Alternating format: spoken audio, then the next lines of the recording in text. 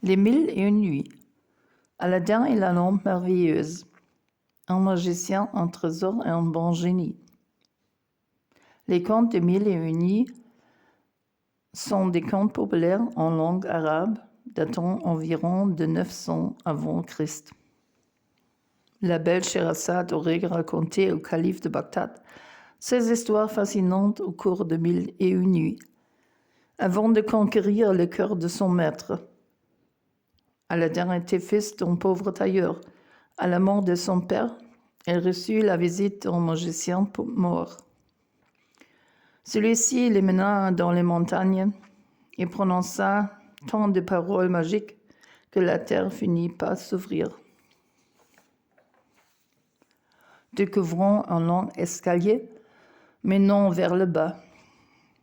Le magicien passa au doigt d'Aladin une bague censée le protéger contre le mauvais sort et lui dit « Cet escalier te mènera vers un trésor.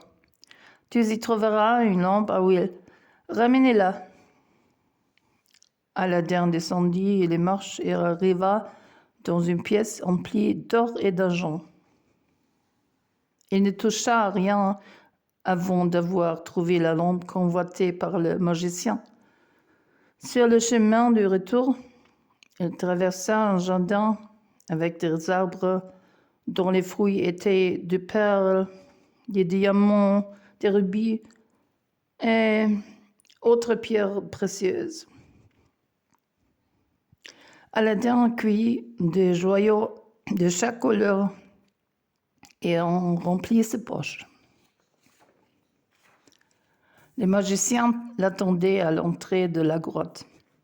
Les poches lourdes de tous ces trésors, Aladin ne parvint pas à monter les dernières marches, plus escapé de l'escalier.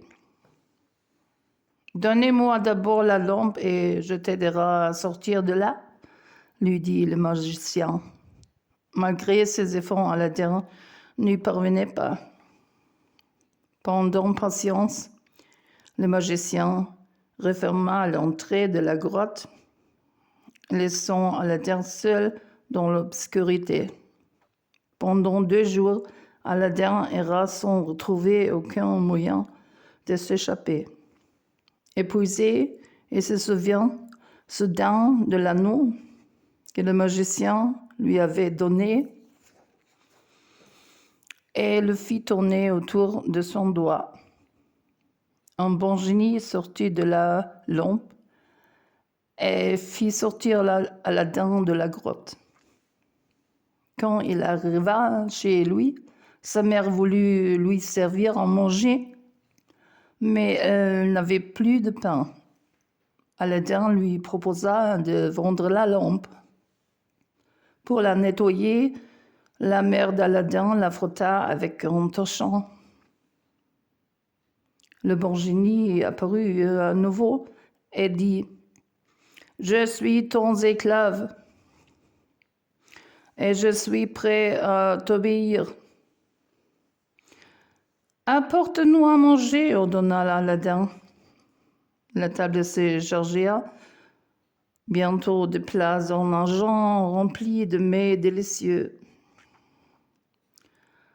Depuis ce jour, Aladin et sa mère ne connurent plus jamais la misère. La génie de la lampe leur assura abondance et richesse. Par gratitude, Alain prit soin des pauvres de la ville.